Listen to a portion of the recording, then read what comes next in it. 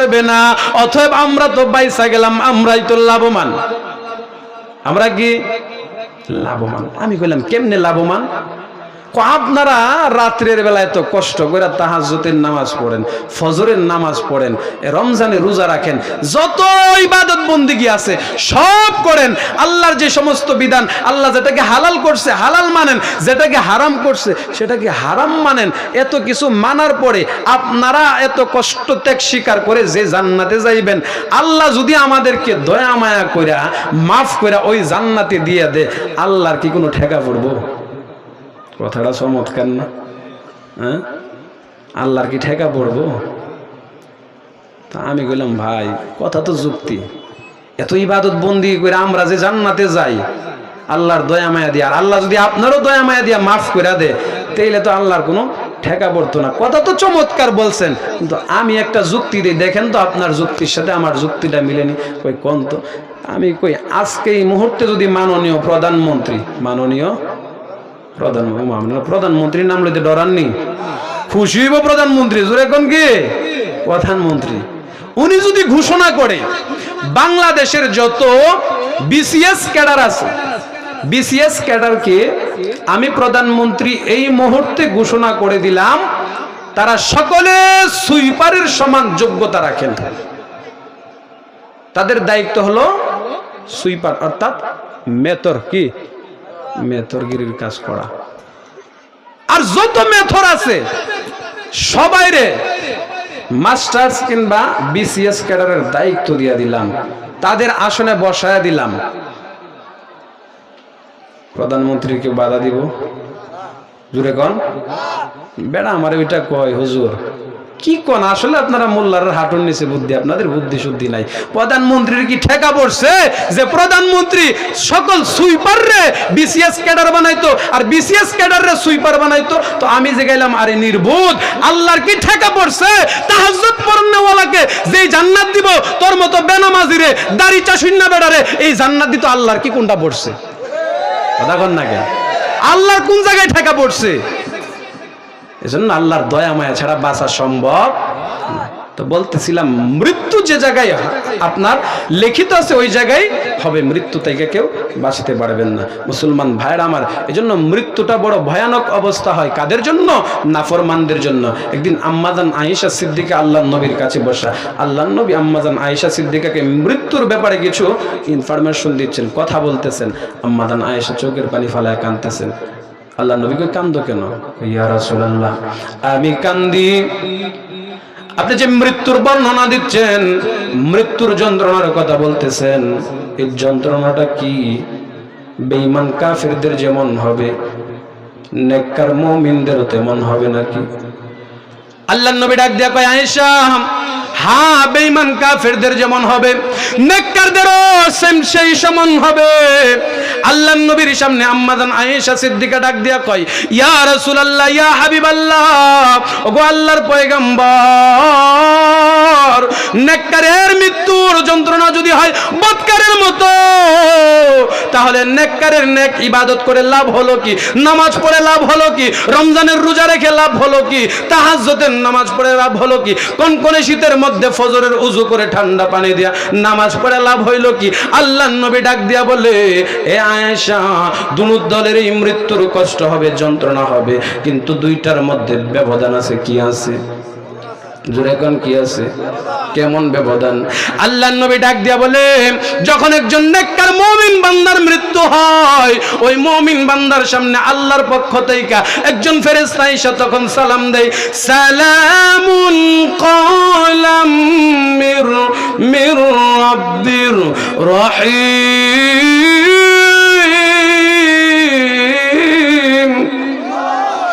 নেককার বান্দা আমার আল্লাহর পক্ষ থেকে সালাম গ্রহণ কর, সালামুন কওলাম মির রাব্বির রহিম, রহিমের পক্ষ থেকে রহমানের পক্ষ থেকে সালাম গ্রহণ কর। তাকায় দেখ আমার আল্লাহ তোকে এমন এক জান্নাতের সুসংবাদ দিয়েছে। বান্দারে দেখ দেখ আমার হাতের পৃষ্ঠদেশের মধ্যে তালুর মধ্যে আমার আল্লাহ তোকে যে জান্নাত দিয়েছে, ওই জান্নাতের দৃশ্যটা আমার হাতের মধ্যে দিয়েছে। নেককার বান্দা তাকায় দেখবে জান্নাতি ওই বাগানটা তার সামনে তুলে ধরা হয়, জান্নাতের বাগান দেখে সে হাসতে থাকে, আর আপনজন যারা পাশে বসা থাকে চোখের পানি ফেলা কান্দে, কান্না করে কেন কান্না করে?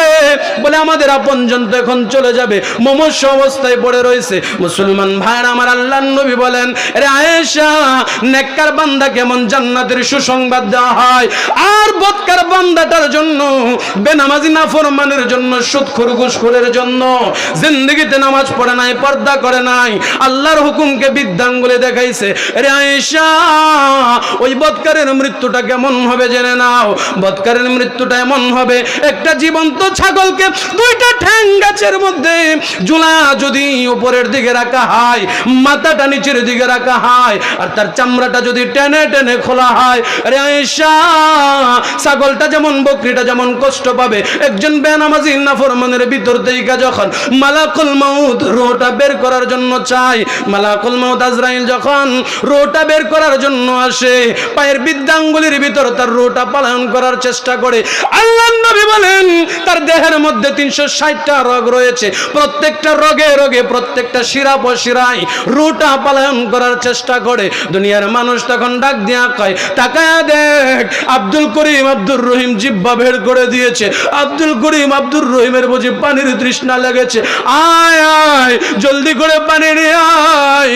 আল্লাহর নবী বলেন, আয়েশা, ওই বদকারের ওই মৃত্যুটার সময় যদি 1 পেয়ালা 2 পেয়ালা নয়, সামাম পৃথিবীর নদ নদীর পানি যদি তার মুখের মধ্যে ঢেলে দেওয়া হয়, রে আয়েশা, ওই নাফরমানের মুখের ভিতর পানি দেওয়ার পর তার তৃষ্ণা মিটবে না, তার যন্ত্রণা মিটবে না, এত ভয়ানক হবে। আল্লাহর নবী ডাক দিয়া কয়, রে আয়েশা, মালাকুল মাউত যখন চলে আসবে, মালাকুল মাউত আসার পর হযরতে আজরাইলের পক্ষ থেকে যারা প্রতিনিধি আসবেন জানটা কবজ করার জন্য, রূহটা তখন ফেরেশতাদের সঙ্গে কথা বলবে, এ ফেরেশতা, আমার স্থাবর অস্থাবর যত সম্পত্তি আছে সব তোমার দিয়া দিলাম, একটা বারের জন্য আমাকে একটু সুযোগ দাও, রেহাই দাও। ফেরেশতা ডাক দিয়া বলেন, না রে না, আমার আল্লাহর হুকুম হয়েছে, এই মুহূর্তে তোমাকে যেতে হবে।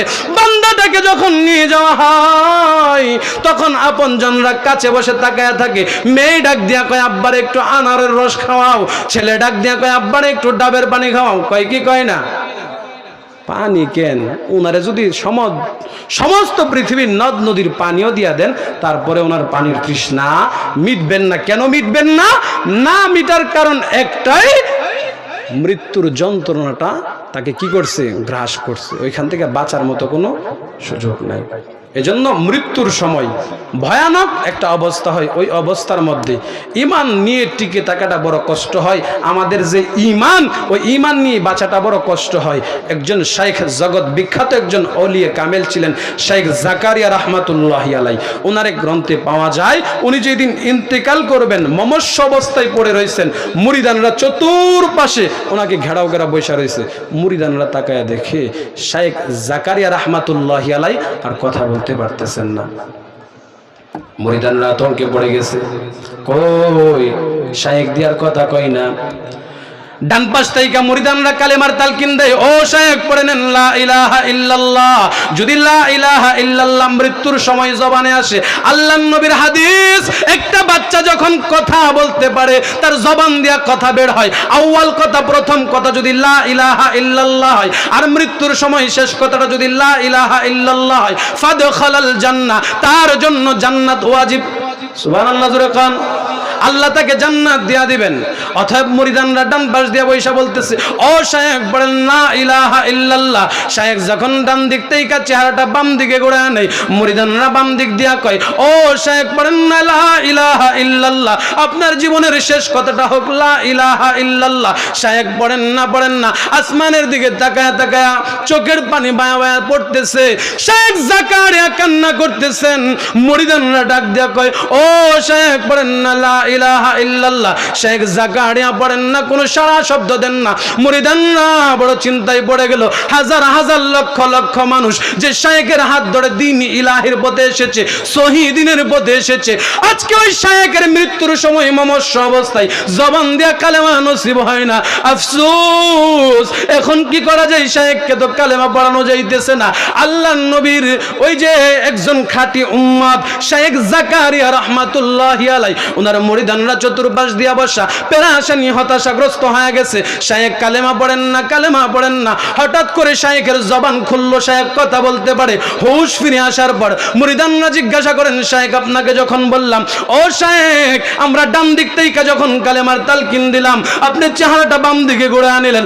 আমরা যখন বাম দিক থেকে আপনাকে কালেমার তালকিন দিলাম, আপনি চেহারাটা উপরের দিকে ঘুরে আনিলেন। শায়েখ গো, বলেন না আপনার কেন এই অবস্থা হয়েছিল? শেখ জাকারিয়া ডাক দিয়া বলে, মুরিদানরা রে, আমি যখন ডান দিকে আমার নজরটা ঘুরাই, একজন শয়তান আমার কাছে এক পেয়ালা পানি নিয়ে দাঁড়ায় রয়েছে। আমার মমস্য অবস্থায় ভিতরটা ফেটে যাচ্ছে, কলেজাটা চৌচির হয়ে যাচ্ছে। এমন সময় একজন শয়তান আমাকে ডাক দিয়া বলে, এ শেখ জাকারিয়া, তোমার কি তৃষ্ণা লেগেছে? পানির পিপাসা লেগেছে? একটু পানি পান করো বানি। শেখ জাকারিয়া বলেন, হ্যাঁ, আমার বড় তৃষ্ণা লেগেছে, একটু পানি পান করতে চাই। বলে, একটু পানি যদি পান করতে হয়, বলো আল্লাহ বলতে কিছু নাই, আল্লাহর উপর থেকে ঈমান সরা নাও, লা ইলাহা ইল্লাল্লাহ ছেড়ে দাও। শেখ জাকারিয়া বলেন, পানি না পান করে মৃত্যুবরণ করব, তারপরেও এক আল্লাহর উপর থেকে ঈমান ছাড়বো না। শেখ জাকারিয়া এই কথাটা বইলা আবার যখন বাম দিক দিয়া চেহারাটা ঘোরায় ফেলে, ওই যে শয়তান বাম দিক দিয়া গিয়া কই, শেখ জাকারিয়া, আমি বুঝতেছি তোমার বড় কষ্ট হইতেছে, তৃষ্ণা লেগেছে। এ শেখ জাকারিয়া, বলো না এক পেয়ালা পানি পান করো বানি। বলে, হ্যাঁ, বড় তৃষ্ণা লেগেছে, এক পেয়ালা পানি পান করতে তো মনেই চাচ্ছে। শেখ রে, এবার বল, তোর আল্লাহ বলতে কিছু নাই, আল্লাহর উপর থেকে ঈমানটা সরা নাও। এই মুহূর্তে যদি তুমি ঈমানটা সরা নাও, আমি তোমাকে এক পেয়ালা পানি পান করাইবো। শেখ জাকারিয়া বলেন, আমি তখন উপরের দিকে তাকায়া আমার মহান মালিকের কাছে, আমি আমার মহান মালিকের কাছে সাহায্য চাইলাম। প্রভু, হ্যাঁ, জিন্দেগি ভর তোমার গোলামি করেছি, তোমাকে দেখি নাই তোমার ইবাদত করেছি, নবীকে দেখি নাই নবীর সুন্নাত মেনেছি। আল্লাহ, এই মমস্য অবস্থায় মৃত্যুর সময় আজকে বুঝি শয়তান আমাকে ধোঁকায় ফেলে দিতে চাইতেছে, তোমার উপর থেকে ঈমান সরায়া দিতে বলতেছে। রব্বুল আলামিন, তুমি যদি আমাকে হিফাজত না করো, এই মুহূর্তে কেউ আমাকে হিফাজত করবে না। শেখ জাকারিয়া মুরিদানদেরকে ডাক দিয়া বলে, ও মুরিদানরা, এই মুহূর্তে আমি আমার ঈমানের পাওয়ার দিয়া, আল্লাহর গায়বী সাহায্য দিয়া বাঁচতে পেরেছি। আর না হয় এমন একটা অবস্থা যদি সাধারণ কোন উম্মতের হইতো, কোন উম্মত এই অবস্থায় বাঁচতে পারতো না। কথা কোন ঠিক কিনা? কোন উম্মত এই অবস্থায়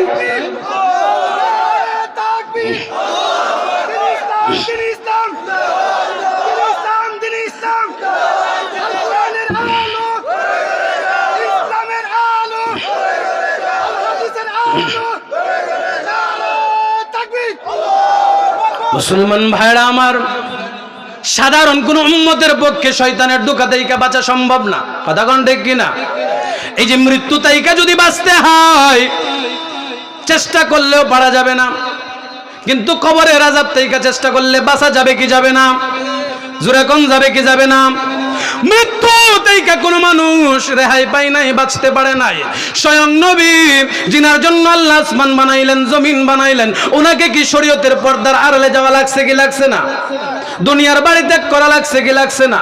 মুসলমান ভাইরা আমার, ইতিহাসের মধ্যে পাওয়া যায় আল্লাহর নবী, বিশ্ব নবী রাহমাতুল লিল আলামিন 3 দিন 3 রাত্র জ্বরে আক্রান্ত ছিল, মুমূর্ষু অবস্থায় পড়ে রয়েছে। আল্লাহর নবী, বিশ্ব নবী রাহমাতুল লিল আলামিনের কাছে আজরাইল আইসা কয়, ইয়া রাসূলুল্লাহ, ইয়া হাবিবাল্লাহ, আমার আল্লাহ পাঠাইছেন এই মুহূর্তে আপনাকে দুনিয়ার বাড়ি থেকে উঠায়া পরকালের মেহমান বানানোর জন্য। আল্লাহর নবী ডাক দিয়া কয়, আজরাইল, আমি যাব কি যাব না এটা এখন বলতে পারি না। আজরাইল, আমি যাব কি যাব না এই সিদ্ধান্তটা উত্তরটা এখন দিতে পারি না। আল্লাহর নবী এবার ডাক দিয়া বলে, আরে আজরাইল, আমার আল্লাহর কাছে বলো, আমি কিছুক্ষণ সময় চাচ্ছি। আল্লাহর নবী যখন আজরাইলকে এই কথাটা বলল, আল্লাহর নবী হযরতে জিবরাইল আলাইহিস সালামের সান্নিধ্য হাসিল করে জিবরাইল আল্লাহর নবীর দরবারে আইসা কয়, ইয়া রাসূলুল্লাহ, ইয়া হাবিবাল্লাহ, আল্লাহর নবী গো কেন কান্না করতেছেন? আল্লাহর নবী ডাক দিয়া কয়, ইয়া জিবরাইল, আমি দুনিয়ার কোনো মায়ার জন্য কান্দি না, দুনিয়াতে থাকার জন্য কান্দি না, আমার কোনো আপনজনদের জন্য কান্দি না। কেন কান্দেন? কান্নার কারণ কি? আমি কিন্তু দুনিয়াতে থাকার ভয়ে দুনিয়াতে থাকবই বলে কান্দি না, আমি কান্দি আমার আনেওয়ালা উম্মত যারা আমাকে দেখবে না, শয়তানের দুকায় পড়ে, নফসের দুকায় পড়ে গুনাহ করে ফেলবে, আর ওই গুনার ফলে জাহান্নামে চলে যাবে। আমি কিয়ামতের ময়দানে কেমনে ওই উম্মতদেরকে জাহান্নামে দেখব? আমি নবী কান্দি আমার উম্মতের জন্য। আল্লাহর পক্ষ থেকে আয়াত নাজিল হয়ে গেল, ইন্নাকা মাই